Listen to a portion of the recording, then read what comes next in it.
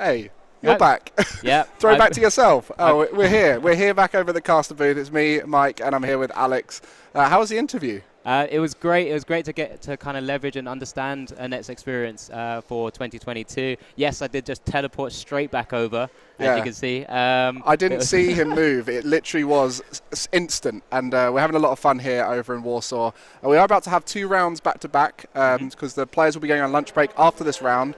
So we're going to be watching 2 round 4 matchups, and I'm very excited to see what we've got coming up. We've seen like 5 decks now, because we had the Reggie Mirror, but there's so many more decks to see with this diverse meta right now.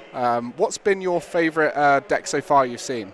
I think so far, I just like to see the Lost Box engine, the Lost Zone engine. I mean, considering it's now back in the game again, we had it for a brief period when I was playing a few years back, and now just kind of bringing different things that kind of really just cause an uproar in the meta game is really fun to see. Yeah, back when you were a bit younger and a bit more sprightly to be able to go and play in those fast games. But yeah, the cards now, they are so aggressive. Right? We're seeing a lot of fast attacking decks. And I'm hoping to see something a bit more spicy. I know Tord's brought something a bit spicy. We'll be seeing that later on. And all these players have got such clever ideas just to change 1 or 2 cards. Obviously, we know that the deck's now pretty inside out with the Lost Origin meta, but it's those 1 or 2 cards that we'll see mixing up in the decks here. For you, have you seen any of the play around the arena? There's a lot of people here. There is a lot of people. I had a chance to talk with a couple of the judges on the floor as well, just to kind of get a bit of a feel from them, because they're the ones who actually see all the players in action. They've actually mentioned that there's a lot of Reggie decks going about with little different techs, which is pretty cool. But yeah, as we're about to see, we've got our 2 players just sat down getting ready for our first round 4 feature match. On the left there we have Benjamin Pham playing his Palkia Kurim deck, which he last played in the Lille Regionals as well. Ended up at top 16, was so close to making top 8 at the same time against Merijin. Apologies if I mispronounced that incorrectly. There's a lot of tough names to pronounce. Europe likes to mix up the way we order our letters, and it can be quite unfamiliar for us. And if there's anyone in chat who can correct us on any of these names, please feel free to do so. It is very useful. But this is going to be 2 new decks we haven't seen on stream. We saw Palkia earlier, but it was with Inteleon. We're now going to be looking here at Palkia with Kyurem, which is a whole different dynamic. You know, you've got that big VMAX that has powerful attacking and it is a lot more tanky. I think a lot of people underestimate how hard it is to knock out 330 HP Pokemon, especially with V-Stars being the targets right now. And on the other side, the Lille region winner was a Mew VMAX, and we're going to see that again here. We see a DTE, a double turbo energy in the prizes there. So will be that build, which has been the favourable build as Lost Origin has gone on.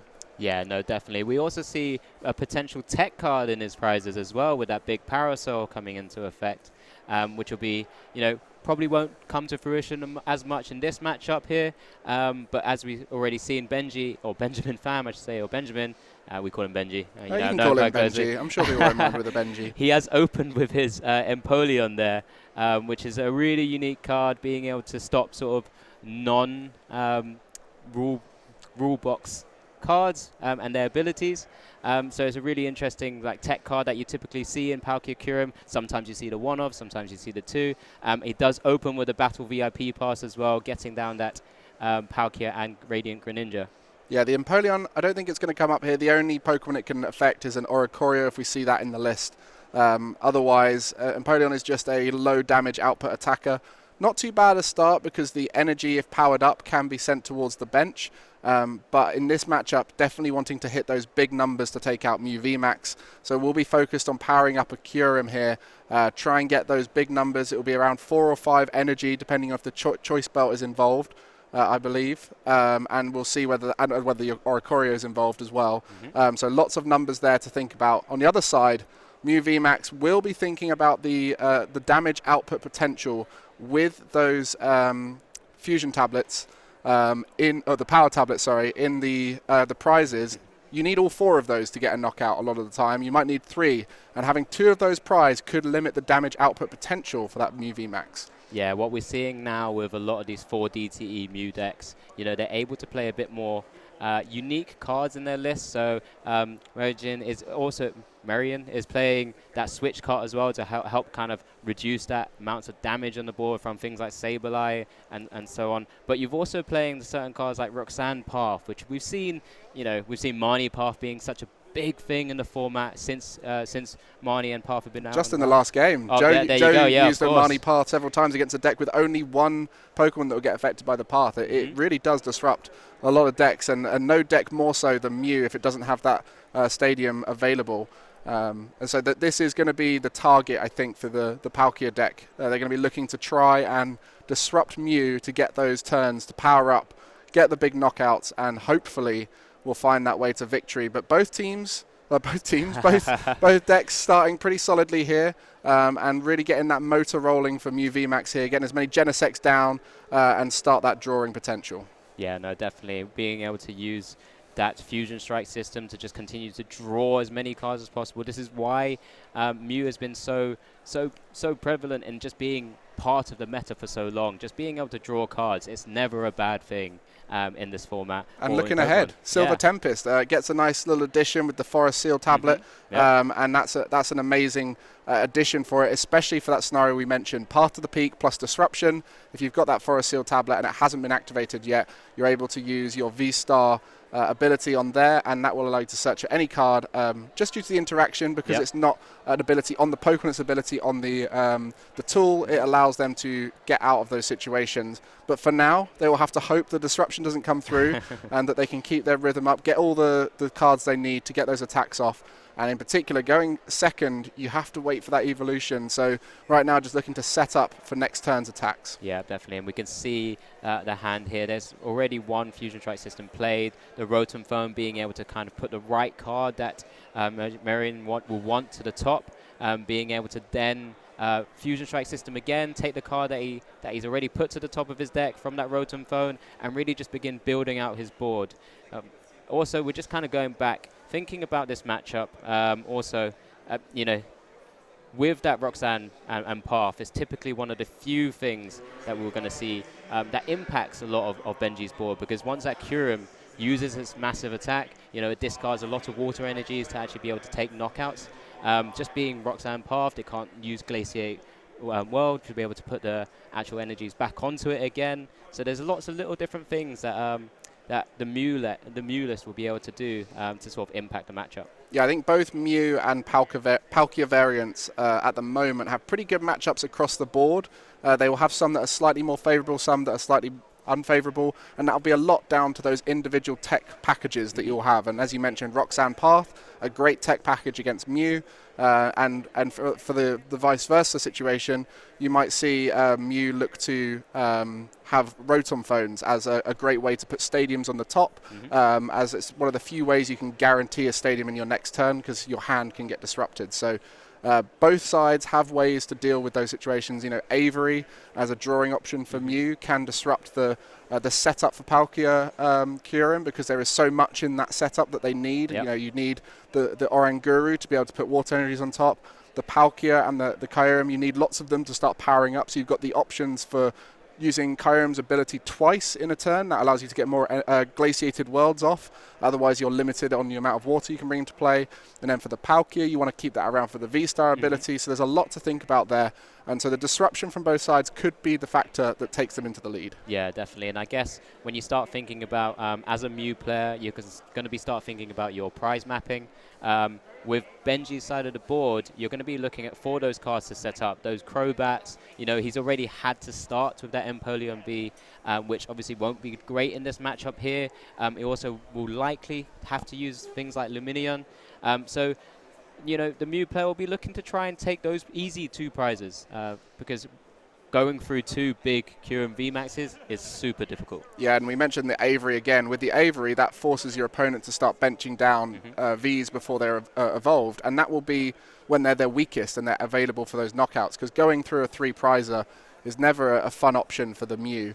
Really going to be looking to target those 2 prizes, and especially if they get that Empoleon knockout early, or they're able to get a V before it evolves, they're going to want to map through the 2-2-2 line. If they manage to get Oranguru or Greninja early, then they might start thinking, how can I reach the high highs of 330 in the Kyurem? But very hard to hit, especially with those power tablets prized. Yeah, exactly. And we see it comes back over to Benji's side, of course, as the Mew player is not able to really attack on their first turn because they will need to evolve that up to the Mew VMAX.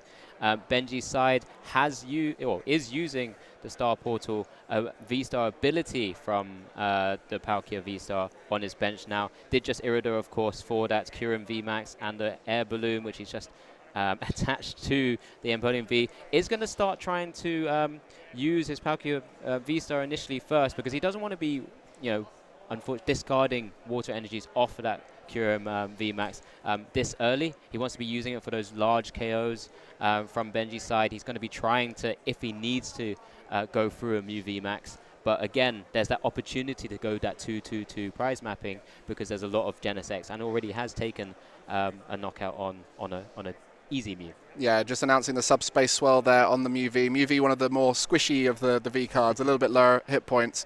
But the 260, I think, reached there, minus 20 from the Oricorio, well within range of the knockout. And so we're going to see now, like you mentioned, that Mew VMAX evolution, it has to be played because that's the only way he'll be able to attack on the side of Mew VMAX. But that does open up the Kyurem to come in and get a big knockout. And even if that's not the case, Benji can just go through the Genesects now because he's got that first knockout, so it's 2-2-2 will be fine to get to the end. And that's why it's so key in this matchup to get that first turn. Yeah, no, definitely. And that's why I really like the play of Benji going for the Palkia as an attacker initially, because that Kyurem could kind of just hang back, go for the big knockouts if it needs to. And we do see the boss on the bench Kyurem V there as well, just kind of trying to take an easy two-prizer where he can. We mentioned things like Avery already. He's going to have to time that well so that he doesn't see Benji have to discard the Empoleon V because he wants that on the board. He wants those two prizes. It's a similar vein from Benji's side as well. He plays 2 Collapse Stadium. So that's his opportunity to also remove easy prizes off of his board. So he can leave the 1 prizes there. He can remove the Crobats, remove the Luminion, remove the Empoleon when the opportunity exists. Yeah, for how are we pronouncing this name? Marion? Marion. We go with Marion? Let's commit with Marion. Again, apologies if it is correct. We'll happily take the hit. And we'll find out later to confirm, of course. Yeah, but the Empoleon will be in his mind as that's not going to evolve. So I can leave that on the bench. But as you mentioned, the Collapse Stadium is an option to be able to get rid of it in play. Then he'll be really stumped having to get a V-Star or a V-Max out of the play. But getting that bench V will take away the acceleration as well from the potential evolved V-Max. So a smart decision there to go for the boss. And it was the perfect numbers there with the double turbo energy reducing the 210 down to 190. Choice belt up, 220 knockout. And so that's where Mew really excels, is taking out just Pokemon Vs. Now he's going to be a bit more scared as V-Stars and V-Maxes are in the way. Yeah, no, definitely. And I guess even just keeping hold of those power tablets for later turns, if he knows he has to maybe get through that Kyurem VMAX as well at a later stage at some point. Benji's going to be thinking about just trying to get that boss. He plays 2 copies, maybe bossing around the Mews just makes his life a little bit easier. Because right now he hasn't activated Roxanne, of course. It has to be when he's down to 3 prizes or fewer, when Roxanne can be played by your opponent, to then sort of disrupt his hand. We've seen a concealed cards there. Also, there's 1 boss, yes. Just looking on Benji's side, 1 boss prized, and he only plays 2. So that ability to snipe up the double Genesect in a row or a Mew on the bench is not going to be the easiest approach. So I think it will have to be a Mew VMAX knockout, and you see that Kyurem VMAX is powering up. That's plenty enough energy right there. I've played a bit of Kyurem myself. I'm surprised I don't remember the numbers. 120 plus 50 for every energy discarded, and then that's where you start thinking about the 20 reduction from the Oricorio. That will bring it down, and then you got the 30 addition from any choice belts you might have. Yep. But with 5 energies on that Kyurem, I think we're well within range. Yeah, definitely. We did see the Melanie there to be able to attach an additional water to that Kyurem VMAX. Does find a quick ball. Benji wants to be setting up a second one ideally here as well, because then you could try and force the scenario where the Mew player has to go through 8 prizes, right? So if he has to use the Kyurem VMAX that he's currently got powered up to attack, he has to potentially go through that Pokemon first, and then potentially also have to go through another one. Depending on how board sets That's up. why he's put the 6th energy there on the Kyurem, knowing that, like you said, if he only has to remove, I think, 4 for this knockout on the Mew VMAX, That will leave 2, and then that's where you start thinking, how do we power it up in the future? The Glaciated World ability from the Kyurem will attach 1. There's a Kyurem on the bench ready to attach potentially more. We've got the Melanie in there, and just the natural attachment of the turn. So there is the ability to come through. Is that 1 left? Have I misdone the I've misdone the numbers. Yeah, so it's 120. I think he discarded. Was it 5 discarded? 5 discarded, Yeah, so that's 250. Yep, 370 in total. Minus the 20. Oh, that Oricorio has added 1 energy in that situation. Yep. I'm pretty sure at some point I have definitely forgotten about the Oricorio and gone, why is there a Mew VMAX still in front of me with 10 HP? And that will be why. So 5 energy needed to be removed there from the Kyurem VMAX. The Palkia V-Star still available as an option, but that would involve the Gust synergy. And as we see there, the final prize card that is left there for Benji is that boss. So I don't remember if he discarded it earlier on, but it's not going to be easy to find that. Yeah, I think both players just double checking, making sure the sequencing of the actual game so far has been okay. I think just making sure from that side of things that we're all good from that aspect. But yeah, at the moment, Benji, of course, attaching the extra energy to that Kyurem VMAX, saying he's still got that Palkia V-Star on the bench as well as another attacker to be able to sort of take, it just needs 1 prize, right? He just needs to find that boss. Unfortunately, as we mentioned, despite taking 3 prizes from his last attack, that second boss is currently in the prizes there, and 1 is still hiding somewhere in the deck. I wonder how much of him taking those prizes he was like, please be the boss. Yeah. Please be the boss. And unfortunately, it is that 1 of 4 left there. But there is another boss in the deck, and we don't know whether it's been discarded or not before. And if not, finding 1 card in a chunk of a deck can be quite tricky. There are other outs, of course. Having to knock out the active Mew VMAX is possible with Kyurem, as we just saw, and potentially with the damage modifiers of a choice belt that would only require the 4 energy rather than the 5. So there are options outside of Gust, but as you mentioned, that would force the 8 prize collection, which is not easy. Can be done from both sides, right? Because here comes the other VMAX, Mew VMAX from that Ultra Ball. Looks like it's playing also a Power Pad to kind of get some key resources back. That we've mentioned how important bosses already, mentioned it a number of times in this matchup. You want to be taking easier prizes. You don't want to keep going through such big, beefy Pokemon originally. So there goes the Power Pad with the boss straight back into the deck. And from this side, it's just trying to work out whether it's worth either taking the KO here or Fusion Strike System in, hopefully hitting the boss just to go taking themselves down to 2 prizes to match Benji, or actually not match Benji, still be a bit behind, but in theory, pretty much match. Yeah, well, he's got the attacker now. The attacker there, powered up with energy, got the choice belt, is evolved, ready to take the knockout, but can't take a knockout on the Kyurem VMAX without extreme amounts of power tablets. With 2 in the prizes, the only way you can do that is through Silene bringing back power tablets that have already been used that turn, which in itself is near impossible to sequence. So that would be a very risky attempt there. So going to have to try and find that boss. And we saw the Power Pad trying to increase those odds of the boss. With 2 in the deck, you want to have as many outs as possible to it. Genesect is definitely one of the best engines to go digging for a specific card you're looking for without the direct search that you'd have of an Intellion engine. Yeah, no, definitely. But also in the actual Mew list as well, it does have the cross switches that we mentioned in previous rounds as well. So just being able to opportunity to play both of those does have the instant free retreat into the Mews. Here we go. We've mentioned it a couple of times already. This Roxanne path play is coming out now, so both players will shuffle up. The player who plays it will draw 6, and his opponent will actually only be drawing 2 cards. So Benji will be left with 2 cards to fend off and try and get out of that path itself, because he's closing off cards such as that Radiant Greninja. It's closing off cards such as the Glaciated World as well. So we'll see what 2 cards Benji will be able to draw. Yeah, the disruption there will make Kyurem much harder to power up now, which was one of the many options to get through this. It's going to be harder to find the potential bosses in the deck. That's another route that's been disrupted by Roxanne. The advantage, though, for Benji, he does have that Palkia on the bench, powered up, ready to go. But that's not going to knock out a Mew. That needs to come hand in hand with a boss's orders. So a very interesting Roxanne right now. This could be a great comeback from Marion. That's one of the advantage Mew has always had, is the ability to disrupt when behind and going second in particular. And so right now is going to be looking to, I think, get some damage on the Kyurem, just to kind of set up the 2-hit knockout maybe. Yeah, calling out the attack. The Technoblast attack by Genesect, so doing the 210 damage.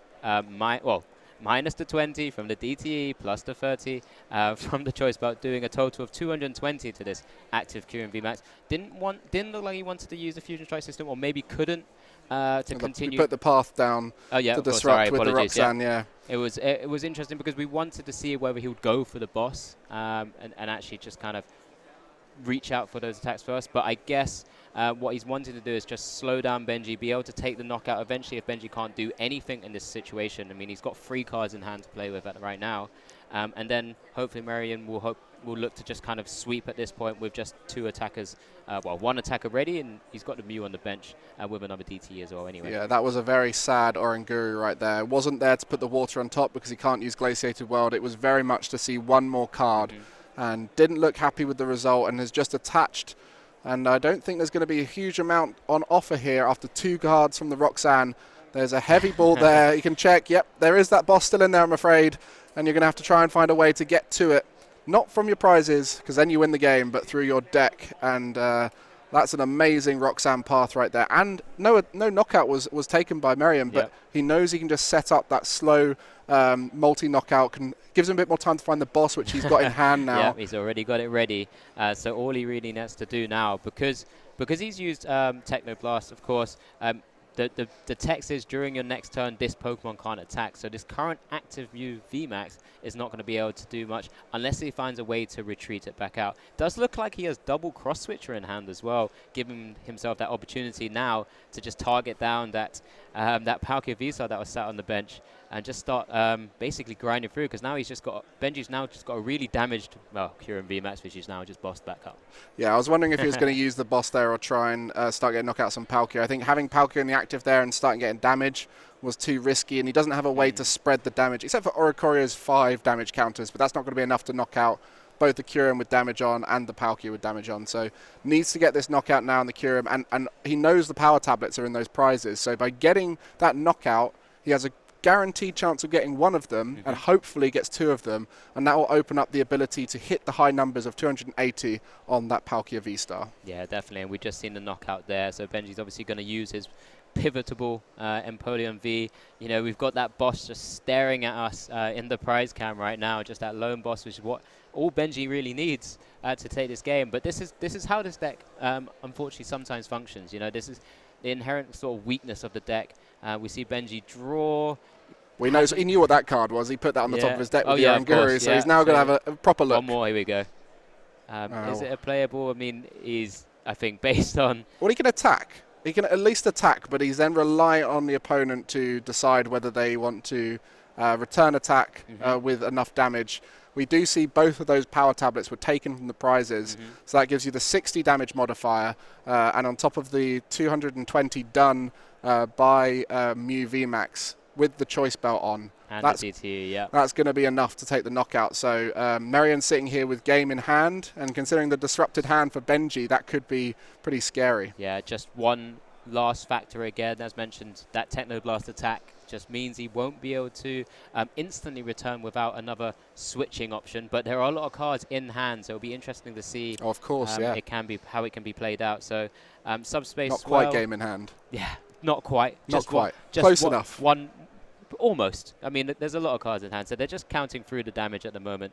So it's obviously 60 plus 80 from Benji's side of the board, plus 100 from Marion's side of the board, minus the 20 from Lord Courier. And with the path, no Genesect available to dig through the deck for that switch out. But what we're going to see, this is all down now to Marion to get that knockout, because I believe if he just passes here or leaves that Mew in the active, that Palkia can return the knockout. But 3 power tablets going down. Wow. Does he have a stadium to bump and start looking with the Genesect? That's another question. The thinning of the hand suggests so. Yeah, definitely. I mean, plays 3 other stadiums. Oh, lost vacuum. Oh, plays 4 outs to be able to do so. So here we go. Here's the Fusion Strike systems that's going to be coming into play, looking for those either switching options. Or a Mew VMAX. Or just a Mew VMAX, Now that there's 3 power tablets down, doesn't need the choice belt. So many options here. And actually just getting a look through the deck just to guarantee, knows what he needs to do. Lots of draw here. Going to get a fresh 6 cards, I believe, as he's completely removed his hand here. And that's as ideal as you can get for a Mew player. Benji just passing it back over. That's a very sad prod right there. Take it back. Go on. Do it to me. I mean, you when you're playing Palkia Kurum, you're kind of expecting this to happen because you're having to expend all that energy to take massive knockouts. And when you do get Path, it is kind of sometimes a bit of a sorry sight, and he's only just drawing 1 extra card with that Ongu. And there's the Cramorant. What do you need? What do you need? Exactly. Choose it. It doesn't even matter at this stage. Oh, actually, hang on. He still probably needs to... Hang on a minute. I think there was a switch card in there, was there not? Switch card can only be used, I believe. He can retreat. On an active basic Pokemon. He can retreat and then... retreat to do that. But was that in there? Or has he not got it? He's just making sure. There it is. There we go. Just got to make sure and play it through. You know, he's got to walk through his steps, make sure he retreats to the right Pokemon. Because, he doesn't want to make too many mistakes here. But Benji does just pick it up. How important is that on the big stage to just think through things a few extra times just to make sure, you know? Yeah, it's incredibly important. As I mentioned, you know, we spoke about this in sort of the earlier rounds, the sort of pressure that you would typically feel already playing such a sort of high-stakes Pokemon game, but now you're on a feature match, multiple cameras on you, now that we've got an amazing setup. Lunch coming up, feeling a bit hungry, started to think about food later on, can't focus. I mean, so all of this kind of comes together, and it's just about just making sure you know each of your steps, going through it very sort of methodically, and making sure you don't make any mistakes, right? You're already playing a deck, hopefully, that you've had a lot of experience in. You typically won't make as many mistakes anyway, but you just want to make sure. You always want to make sure at the best of times. Exactly, and having access at the end there to go through the whole deck, and even getting that search with the Cramomatic, you know, you've got that easy decision, and if you rush it and you reveal that card, you know, and you make that just error through trying to go too fast, then that alone can lose you games. And taking that little bit of extra time, not revealing the card you found too soon, and thinking it through a few steps is important. And we'll see going into the next game whether the same sort of storyline will happen there. The boss in the prizes was vital there, unfortunately for Benji. He needed that to be able to just finish off something, get the Genesect with the Palkia, because the Palkia just couldn't knock out a Mew VMAX. And that was the defining factor in that game. I mean, the Roxanne was pretty defining yeah, too. But that was massive, right, from Marian's side. Just being able to find that Roxanne path and just completely disrupt Benji's board, because although he was trying to attach additional energies to the Kyurem VMAX as well, just to try and set up that attacker, just to be able to do stuff, just stopping that glaciated world, just not being able to attach further energies, or just even, you know, discard random cards that he doesn't need anymore, like additional battle VIP passes and etc. You know, sometimes that's you get good use out of Glacier World just for that. Yeah, and one of the downsides of Kyurem is once it's attacked, you discard those energies. And we mentioned it had 6 energies on it. You had to discard 5 just because of that Oricorio, the lack of Choice Belt. And that could have been vital because there was 3 energy needed to retreat it manually. And when you get Roxanne, sometimes retreating manually is your only way to get out of the situation. And instead, there was 1 energy left on it. He manually attached once, but still had to just leave that Kyurem in the active. And everything on Kyurem's card needs 3 energies. It needs its ability to be able to activate it. And without that, it was struggling there in the active spot. So disruption is the biggest downfall for Kyurem, especially just after it's attacked, as you mentioned. So Benji might have to think about that a little bit more, or maybe he'll go through a different route here and find those bosses to punish the bench Genesects. Yeah, I think one of the great things about Palkia Kyurem is that, you know, it's a lot of people think about it as relatively straightforward, but then you can start thinking about things like resource management in the actual deck itself, making sure that you have the right cards remaining, because you know you're going to get Pathed, you know you're going to get Marnied, you know you're going to get Roxanne, because you still are a combo deck. You want to be using those Iridas to get the right pieces for you to put to the top of your deck and use Glacier World to start taking big KOs. So it's a really interesting deck, and it's obviously been very popular in this meta game as well. Hasn't quite converted to anything like a win yet, I don't believe. But, you know, there's a reason why people play it. You know, it's relatively straightforward, but it does have little intricacies that you can play. Yeah, the challenge you've got with playing 2 very good attacking lines is you don't have that room for the consistency as much. You don't have the ability to chuck in a Barrel line, or have the Inteleon line to be able to search like you do in the straight Palkia list.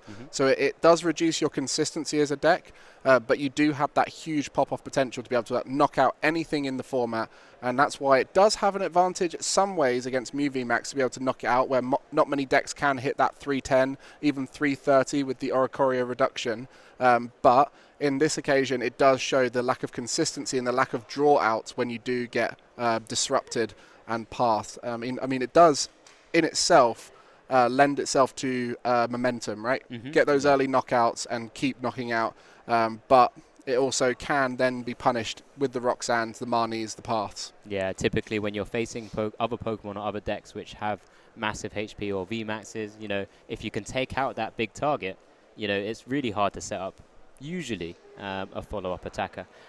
Mew, in the case of just being able to just constantly stream DTEs, is maybe a little bit different from that respect. But that's why we see sometimes different paths taken in terms of some of the knockouts and sort of prize mapping that you may get between the actual matches themselves. We're still seeing Benji's first turn here. Of course, he's been able to. He had plenty of cards in hand. I think that's a Crobat coming down. He's only got that for two, I think. He does have Marnie in hand as well, so he does have a few cards. He does find a Battle VIP pass, which is huge, of course. You know, both these decks are playing 4 copies.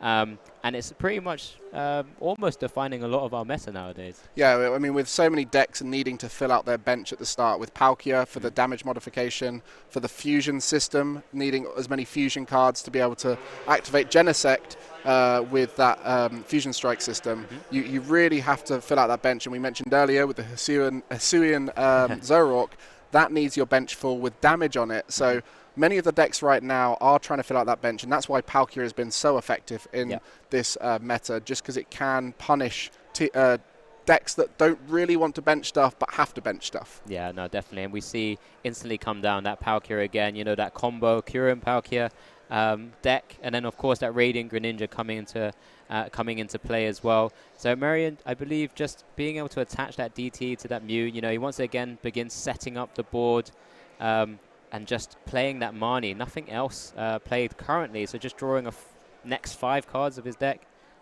They're just counting and making sure. Only giving Benji 4, of course, with that active Guru in the active spot. Be interesting to see what else Marion is able to get in the hand. Does have 2 Battle VIP pass prized, which is a bit annoying. And a Genesect. So the natural outs to start filling up that bench are a bit lower than usual. But then that's why you play 4 of in all these decks to try and improve that consistency. You know, 2 prizes of the same card when you got 4 of them does happen fairly frequently. But it's something you'd rather not have to improve your consistency. And as we mentioned earlier, when you're in this game 2 and you're 1 game up, you can play a bit more risky and a bit more aggressive at times, knowing that if it doesn't work out, we just go game 3 and I get to choose which person goes first. Yeah, I mean, we're about 23 minutes in, almost 25 minutes into the game. Marion having to discard that Mew VMAX with the quick ball, which was, you know, he played down his hand to make sure to try and future strike system to as much as possible, but it's only to 3. Not ideal, but he does need to get going with this kind of Mew list at the moment. He hasn't had a chance to check his prizes, so that is a confident discard of a vital piece, knowing if it was prized, then, you know, he's not in a good spot. He has got 1 prized, but like we said, at this stage, he's not going to be thinking too much about playing safe. He just wants to try and aggressively push, get ahead of the game early, and if it doesn't work out, go next. And actually going to be retreating and putting Oricorio up front. Unfortunately forced to put the Oricorio into the active position. But as we kind of saw earlier, that Oricorio coming into a great effect because it's forcing that additional water energy from the Kyurem VMAX to take a knockout on the Mew VMAX. What's really interesting here is now Benji's got a great position to try and take out that Mew, right? I think that's going to be the next target. As for Benji's side of the board, you know, try and take out the 1 threat that Marion has? Yeah, probably. I think the 2-2-2 line has been the common line for most of these kinds of decks. The ability to knock out Vs is so key. Once they become Vmaxes, on both sides it becomes a lot more tricky. And as we saw, when the Kyurem had to dedicate all those resources to knock out a Mew Vmax, it really stumped them. Yeah, no, this is sort of a massive turn for Benji now. You know, Marion hasn't been able to set up really at all. It looks like a concealed cards there for a further 2. Doesn't look too pleased necessarily with his hand right now. But, you know, you can take a little bit of solace in the fact that, you know, Marion just hasn't been able to do much himself and only really has a free fusion Pokemon board at this moment in time. Does have, or has been able to draw into the Kyurem VMAX, uses the Glaciated World, that water energy goes. Be interesting to see his choices here. I'd assume it kind of goes to the Kyurem at this moment in time. I love the on-stage gestures of, I am thinking right now. I'm doing this by bobbing my head left and right. And we've all done that, where you start like umming and ahhing, start looking towards the sky. Benji just taking a little moment there, not just rushing his energy attachment decision. Now is fully powered up. And the Palkia, of course, with the V-Star, can come in later for some of those energies that he's concealed cards away. So there's loads of options now to get water all over the board for Benji. Yeah, it's keeping that utility available for him later. Just having that type of V-Star ability to kind of set up the board later as well. I mean, at this point, unfortunately, he hasn't been able to find, with that Melanie, a way of retreating this Oranguru, which is really unfortunate. I guess maybe taking the knockout on the Oricorio, I guess it would be quite important, because then you maybe would have to push through a Mew VMAX and then go for your final 2 prizes that way. But yeah, this switch cut, bringing the Mew straight back into the active position, has to play the Marnie again from Marion's side, which is not typically you would see. Yeah, that's not the way Mew gets their board set up normally, but we're seeing it as a must-do, and I think that's the key right now, is both players are playing with I must do everything I can to get my first attack off right now. I mean, from Marion's side of the board, does have the outs to cross-switcher, so could still target down important sort of prizes that he wants to be taken rather than this Oranguru, which, although is great for Benji's setup, and it would be great to kind of remove that where possible, it's not ideal from him. Yeah, because it acts as a switch out to bring the Kyurem up as well and get the return knockout. And we're also saying how hard it is for Mew VMAX to get the big knockout on the Kyurem. We just had the chromatic tails there. We had obviously the heads in the first game, and just a fusion strike system for 1. Yeah, I'm not a big fan of the old chromatic. My last experience playing Mew, a 17 out of 19 tails. Wow, okay. It goes that way sometimes, but we've seen pretty fair flips today on the board, and you know, we saw a heads in the first game. I think every Mew player kind of goes, fair enough, when they see a tails after they flipped a heads last time. I'm kind of even now. Yeah, I mean, it was probably more like a win more card in game 1, because he was still going to be drawing plenty of cards as well. Helps with the thinning as well, of course. Like exactly. The first effect of I can search for cards is sometimes not as important as just getting 2 cards out of your hand and starting the process, and especially with the VIP pass, which is redundant after that first round. It's a great way to start getting that out of your deck.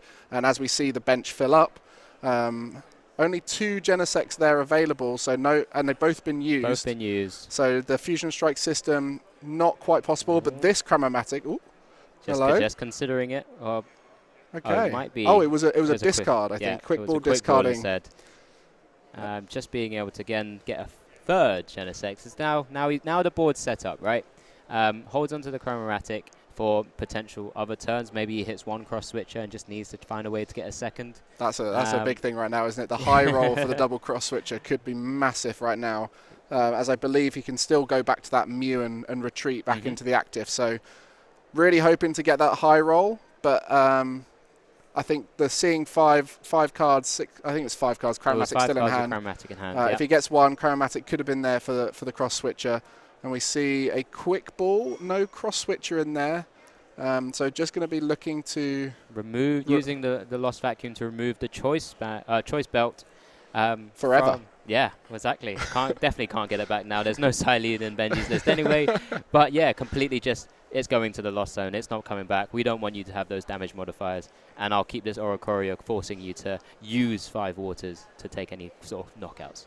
Yeah, I like that from Marion. The gesture of the Mew moving forward, a little bit of animation on the table, getting that Oranguru knocked out, and that will put him down to 5 prizes remaining. But as we mentioned, the 2-2-2 line is the preferred line normally for Mew. Now we're going to have to start thinking if the 3 prize knockout is going to have to be part of that journey to victory. But there is always that Roxanne in the back of Benji's mind. Last time that completely threw him off, and a Path Roxanne could really stump that Kyurem after it's just made a knockout. Yeah, no, definitely. And that was when Benji only had 1 prize left as well. So he still had outs to get out of that position of being Roxanne. But in this scenario, if he is able to take a knockout on a Mew VMAX, that does already qualify the use of Roxanne, and it's still 3 prizes to go. So it could put himself in a really sort of awkward situation now. Of course, Benji just playing through his turn at the moment, does have the active Palkia V there, and just uses concealed cards just to kind of see an additional 2 cards or draw into additional 2 cards there from that Radiant Greninja. I'm just kind of mulling over his options now. You know, he does have the air balloon attached there to the Origin Form Palkia V, and now he's just got to try and figure out his way of getting through this deck. So, his matchup, sorry. Yeah, Palkia V-Star can't get the knockout on Mew VMAX. That's out of range. Even with a choice belt, it was out of range, and especially with the Oricorio on the bench. So he's going to have to start thinking about that Kyurem. As we mentioned, the choice belt was vital with Oricorio on the bench, as to 1 more energy needs to be discarded. So it needs that extra powering up, which is not the best position, because the more energy you discard in that turn, the more likely you are to be punished with something like a Roxanne or even a Marnie. Which I don't think there's any Marnies left because they were used early on for draw. But on the side of Marion, he is convinced that this game is winnable. That's why we're still here. He's 1-0 up in the series. He's going to try and win it in game 2 here.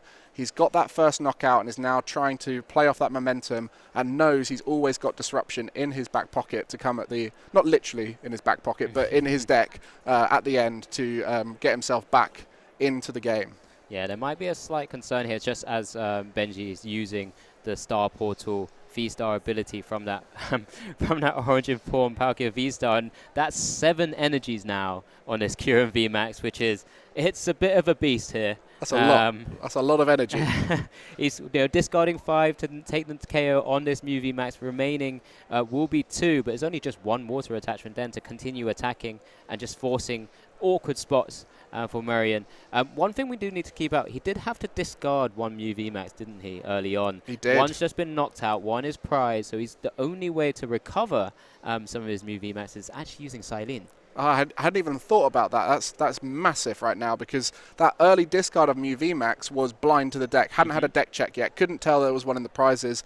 Played for the riskier option. Trusted the deck to draw through and hoped that there was still 2 in. But as you mentioned, 2 in the discard, 1 in the prizes, none left in deck, and there is no other options to start getting knockouts. And with the time on the round, if he doesn't get that Silene, that's the time where you just go, let's go next. Yeah, no, definitely, because we know this deck can play really fast. It does have a lot of sort of micro decisions when you're going through, but it can kind of stream through. I think that's an Ultra Ball. He's just looking through his deck now. I know he had he did have to quick ball search for the Genesect, so he did probably have a quick look. Maybe didn't quite clock that the 3rd Mew VMAX wasn't in the deck. And on stage, that's where pressure can start affecting you. You might misremember something. You might remember your prizes from the previous game. You might not even think to check it. You might go through your prizes, only find 4 of them and go, it'll be fine. I don't know what the last one is. There's so many things that with the added pressure of being on stage might have been missed. And that Ultra Ball there, we assume he knew that was the case and was looking for the outs. And so now is aware that Silene is that only out. Yeah, so Benji would have been seeing this Ultra Ball come down. He's already noticed, well, hopefully would have noticed that there's 2 Mew VMAXs in the discard pile already. And knowing that this wasn't a Mew VMAX taken from that point of view would give him a little bit of solace from that side of things. But at the same time, there's the chromatic heads. Anyone like coin flips? Here we go. It was 1 to get the card and then 2 on the card. Let's see what happens here. Only needs the 1 though, right? Yeah, only needs the 1 and then can just draw straight into it with the Fusion Strike system ability of Genesect. But this could go wrong, and that would probably cause the game to just end at that point. I think so. As you mentioned, Silene, the only way to get a Mew VMAX back into play. So we'll see. First flip, tails. Second flip, heads. He does hit the heads, and that's massive to actually just have an attacker to continue going through. Does still mean that there's a lot of things to kind of draw into to actually do anything against this Kyurem in the active position. May look to try and do something else and try and take out something else. Mew VMAX. Yeah. what a lucky draw. It happened to be on the top of the deck there through that Silene. And fresh 6 cards as well. Yeah. That was the Ultra Ball, thinning it down. Right. So, you know, the deck working as intended. A few coin flips going the way of Mew VMAX, but that's factored in as outs. You know, these cards are so powerful, Cramomatic and Silene, such powerful effects that it's worth going for that coin flip. Yeah, I think Marion was just counting the sort of damage output that he's able to kind of put on this Kyurem VMAX. And I think there was there's definitely at least one power tablet. I might have seen a second. There is a second. Oh, we can't silene those back now. No, they are not gone. at all. So, they're gone forever. Again, just sort of thinking about it. There's another chromatic. Heads. Looks like he's probably going to be going for... I guess he still needs his energy, right? There's 3 energies left in there. He does still have access to 2 more Fusion Strike systems as well. Obviously, with 3 energies left in the deck, the odds of hitting an energy from the Fusion Strike systems is higher. So likely wants to get the power tablets instead.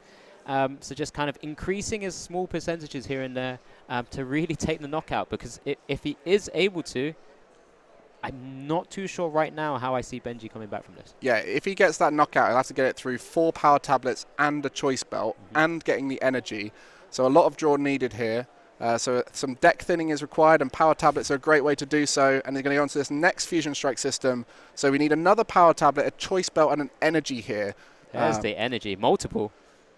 But the problem is with multiple is once they're in your hand, they're blocking that next Fusion Strike system. So, this is an Ultra Ball in there. There's an Ultra Ball as well, so it's continuing to thin. But you'll need to get a knockout afterwards. So, you don't want to get rid of those energies. There's a lot of decisions to be made here, but energy going on. Can you play the risky play and actually discard one? You know one was in deck because there were 3, I believe, when he was flicking through his deck as well. Lots of little things. These are why, players get to the stage of becoming and being 3-0 at a tournament, making these little decisions. He's just eyeing up the multiple options here. He could draw more cards if he used that quick ball, but he decides to ultra ball it away. The deck is quite thin anyway, so it's just aiming for those last vital cards that he needs. And there's also a lot of cross switches in there, and I don't know if you saw the power tablet in there. They are shiny. He has the big shiny gold one. So if they're in there, I don't think they are. I mean, I might have missed it myself, but as we said, to get that damage, it's 190 on the Mew when you've got the double turbo energy. To get up to the 330 of a Kyurem, you have to get 150 through 5 times 30 damage modifier, because you're just short if you go down the 120 route. Yeah, exactly. So a lot required here, and this could be...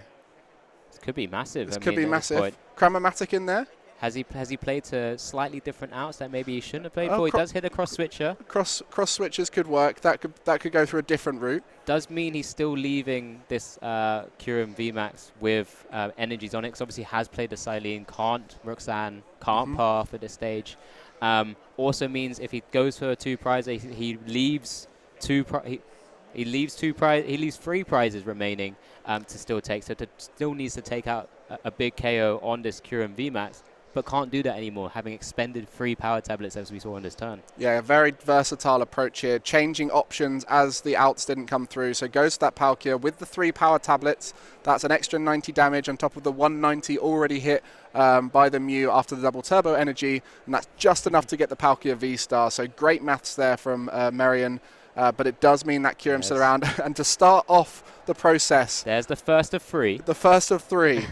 So we're now going to see Benji have a go at finding the outs. There's the attachment. There's the choice belt. And I believe that's it. As you mentioned, with the Oricorio, all he needed was 4 and a choice belt. And Benji's able to take game 2 and level this series up. Yeah, what a back and forth there at the end. And as you mentioned, leaving that Kyurem around does make it tougher. But... my goodness, we saw some digging right there, and it was a very different game to that first one. The first one was disruption-based. That one was chasing the win condition-based. So we've now got a little bit of time left for the final game. I don't know if it's going to be enough to finish the game, but both players will be thinking about the potential for a donk at the start. Yeah, definitely. Especially with both of them needing that first VIP pass maybe. But how do you think this final game, what the players going to be thinking now if they're on stage with this little time left? Well, we know Mew will want to go first because it still needs to evolve to be able to attack. Yes, he'll be hoping for that opportunity to donk where available. Might go for an early path. Just to try and, if he's able to sort of Fusion Strike system up with his own hand, of course, and sort of set himself up, may go for an early path to try and limit those Crobats and Luminions and Ultra Balls and other concealed cards as well, concealed cards. So it's very difficult with the sort of time that we've got remaining. But that's to say, this game of Pokemon, there's a lot of variance. You can end up just having that one lone basic. We saw it earlier with Joe only having a Bidoof turn attach pass. Thankfully, he avoided that one. But very same thing could happen here, and especially for Palkia Kyurem, it can be a bit clunky at times, and it is a deck that's known for missing a beat, whether it be in the middle of the game after disruption or early on if they don't quite get those right cards, because there's a lot of cards in this deck that are focused around the end game. You know, things like energy retrieval, collapse stadium, they're training court even. They're all things thinking later on, once stuff's happened, I will use this card. And so there's a lot of outs early on, Battle VIP Pass, Quick Balls, Ultra Balls, but there is some stuff that you don't want to see turn one. Yeah, no, definitely. And, you know, as you mentioned, we've seen hands where it's just full of energy before and not much else. Both players here just setting up for the final game of this series with 4 minutes and a half to go. Just having a quick eyeball. VIP passes, that's going to reduce the outs. Something to think about. And Marion does start with Mew double Genesect this time. Plenty of playable cards in his hand. This is the perfect start for Marion. As you said, the donk is very much an availability, and having that ability to set up early might open up the path. Yeah, no, definitely. And I guess just having a quick glance at Benji's hand, I saw an Irida there. I believe I saw an Ultra Ball. So it means, you know, he won't be just instantly folding at this stage. Does go for Chromatic and just kind of also just fin some cards as well. Does have a quick ball in hand. Does play the Rotom Phone first. Quite like the option of actually just kind of holding that for the moment, because you can still Fusion Strike System initially for like a vital card. Maybe there's another Pokemon up there that you kind of have to kind of draw into before reaching down and actually just selecting one yourself. Nothing crazy from the prizes from Marion's side either. One Genesect would have new VMAX again, but nothing early game really to worry about there. And with the time on the round, I think we are going to be looking for early potential victories, stealing a game just due to that variance that can happen with the card draw early on. But as you mentioned, there's so many cards on both sides that can help you out of this situation. It'd be very unlucky for either player, but that's just Pokemon, right? And throughout the day, they're going to be playing a Swiss. That's why we play such long Swiss format. Give that variance a chance to even out. Both these players doing well to be 3-0 right now. And if they were to get a draw here, for example, that's still points. It's still important to contribute towards that 19 points. Yeah, no, definitely. And I guess Marion's side is, you know, he could play quite quickly and kind of go through again that we're going to keep talking about that 2-2-2 prize mapping where possible, because it's still viable. You know, there's still just under 3 minutes to go. There's still the additional 3 turns after that as well. And he's going first, which means he's going to be able to get those Mews ready, set up with the attackers, just announce an attack, retreat, try and announce another attack, and just keep taking streaming those knockouts if he can. Yeah, and the speed of play right now is very similar to earlier on. Neither player trying to force a fast game here, which you do see, don't you, in particular in those vital rounds where both players are thinking, well, a draw's not good enough. At this stage, a draw is still points, and they're not too fast drawing this early on in the Swiss. Obviously, they would want the victory if they could, but a draw is still a viable outcome for both of them. And no one's rushing, no one's thinking we got to force the result. Yeah, don't make any mistakes. We've touched on it before.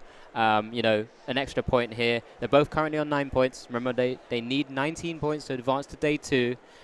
So they're just by taking a draw at this stage, it's not harmful at all. Puts them into the double digits, and it's only 3 wins to go from that point, and there's still plenty of rounds to come from this stage. So, you know, we do see the Battle VIP pass. Benji's kind of just staring down at a Mew board. I'm sure he's quite aware, seasoned player, of course, quite aware of how time and everything works. So he's just passing it back over. There's another Fusion Strike system, the final one. You know, this is an excellent turn in reality from the Mew player. And this is why Mew did so well at Lille, right? Is that consistency is so key across a long day of play. The ability to draw through almost half of your deck this early on is so key.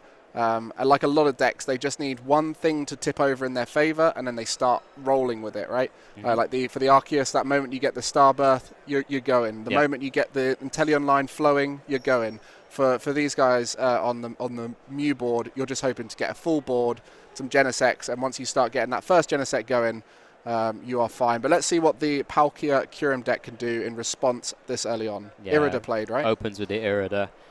Obviously, many options in the actual deck. Actually, many options in the deck and many options in hand from what I saw earlier. typically eyeing up that early Greninja play as well, and then could grab a Battle VIP pass. This is why a lot with Irida in terms of a combo, that Battle VIP pass is incredible, but goes to the Radiant Greninja and the Capacious Bucket to start drawing cards, instantly plays it down, and we kind of got Benji going from his deck as well. I'm sure he has a few more options in his hand. He's going to be using concealed cards again, and just kind of drawing through and seeing what he's able to do from his first turn. Typically doesn't really attack turn 1 either. Another one of those big VMAX decks which requires just an extra turn sometimes. Yeah, very few decks in the current format are able to attack in their first turn. We look at stuff like Lost Box, where we see the Cramorant coming in and able to attack early on, only for 110. Back when Fusion Energy was used in Mew, that was always scary to have the Meloetta there.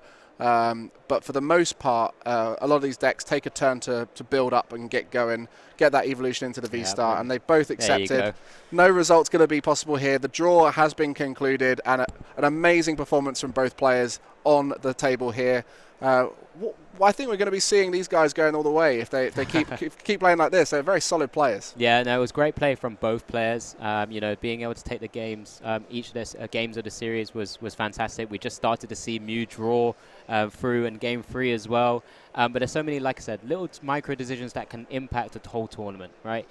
Taking a draw here is still a great position to be in. You're now on the 10 points that we've mentioned. It's only 3 more wins out of the remaining 5 rounds. You know, very doable for both players. Very doable, yeah. So it'll be fantastic to see how they progress through the rest of the tournament.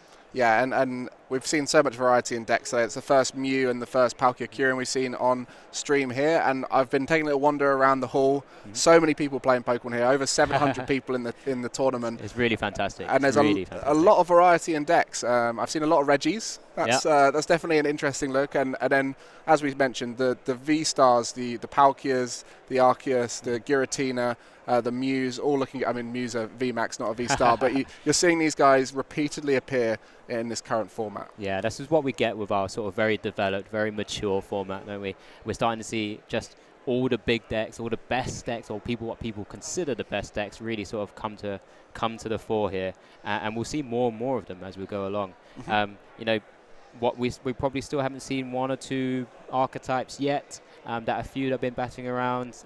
You know, for example, Toad's playing a different deck going forward. So he's already tweeted, I believe, about some time ago. I was watching him test the other day on stream, so I've been thoroughly enjoying that journey. And we have, like you said, we've seen a lot of variety here already, and there's still decks to come that we haven't seen on stream. I mean, in the Lille regional, Blissey snuck through to that final, and that's another deck that I haven't seen much of here. I think you'd have to be pretty crazy to go for a deck that wins some matches but really struggles in other ones. A lot of these players going for the real consistency decks now towards the end of a meta. That was more of a mix-up deck that kind of found its way through. Yeah, you find yourself with a lot of players, you know, going towards decks like that where they're playing a bit of a matchup roulette. You know, in theory, Blissey actually has quite a good matchup spread, but it falls to Giratina. Yeah, and Giratina was that shred, isn't it? Yeah, shred. It has just that kind of Lost Requiem V-Star attack as well, and it's just kind of awkward to navigate around when you're just really punching through, adding lots of energies to your deck, to your Pokemon, to the Blissey itself, and just kind of dealing lots of damage that way. A lot of the players that we've seen, particularly when we speak to others and how they think about the meta game as well, they're looking for those decks which doesn't give them an auto loss to anything. It then puts it into their hands. Okay, so we've got variants that we have to play around as well, but it puts it into their hands in terms of how they navigate a matchup, reacting to the cards that they draw. So it really kind of just, yeah, it's interesting to see how players take this going forward as well. We've got a new format coming up in due course. But Silver Tempest on its way. And in that last game, what we saw was the matchup was pretty 50-50, depending on what cards your opponent had in their deck. And for Mew in particular, the question is, do you have a Drapion V? And that's the question a lot of them will be looking at. And based off the fact Mew VMAX won the last European event, a lot of people will be thinking, oh, I'll put a Drapion V in because people will think Mew's good. And a lot of Mew players will be thinking, probably not a good idea to play Mew because everyone's going to be thinking Drapion. And you get that cycle of teching. And I think this event, we've seen some interesting techs around, you know, some supporters, one-off supporters, like the Thornton, Silenes, these kind of clever cards that can change up the rhythm of the deck. I mean, Roxanne is a great example of that, a disruption card. and those seem to be the superstars right here. Sharon's Care Sharon's Care we saw, in the Hisuian Zoroark list. I mean, this is what happens when we come full cycle with a lot of the meta at the moment. And it's really interesting because then players are having to consider what will they play the most against. Little tech cards that will give them a slight 5% extra percentage. Yes, Drapion, we've spoken about it many times already. A great card that's splashable in almost anything, right? Allows for that turn 1 knockout, which is quite tricky for a lot of decks. If you can slide that up to the front and they got a load of fusion cards down, then you can get that Mew knockout early on. Exactly, and it's, we talk about Mew so often because it's just such a powerful deck. It's always had a target on its back. Well, as soon as it came out, it became the most popular deck by a long way, didn't it? Exactly, and our last 2 events were actually won by Mew. So Bilbao was won by Fusion Mew. And then we come into the little regionals where the 4DT version, and I think we've touched on it as well. As we continue to evolve into the new meta with Silver Tempest, released this weekend, I believe, or is now live this weekend, has various cards that will just sort of add to the deck itself. You mentioned the tool, right? Right, for a sealed tablet, that's going to allow outs for the stadium, which is one of the main ways to disrupt Mew. Chuck down a path, disrupt their hand, and then they can't do what they want to do. But because of the fact it's a tool, you can use the V-Star ability on the tool even under path. So it's a really nice out there. And then Serena's going to be coming up a lot more now. An alternative to Boss's Orders for Gust, but it's only going to work on Pokemon V. So you're going to have to start thinking about how do you get onto those single prizes that are sitting on the bench? People are going to be much more comfortable chucking Barrel and Inteleon down the bench because they're not going to be hit by that Serena. So there's some interesting situations there. And obviously, we haven't mentioned Lugia. We'll be talking about Lugia for a long time now. Let's give it a bit of a break before it becomes the main conversation. But for now, Mew is still doing solid, and we saw it there. We saw it working perfectly there, just missing out on one of the games due to not quite finding the Mew VMAX that was prized. Yeah, it's just one of those things. The Mew will continue to evolve. It's such a just inherently powerful deck as well. We've seen Hisuian Zoroark as a burst deck. Mew is also a similar burst deck as well. The 4DT version has kind of altered the way a Mew player can sometimes navigate turns because it has disruption cards in it now. It's a bit slower paced than the Fusion Strike, right? It's a little bit defensive at times.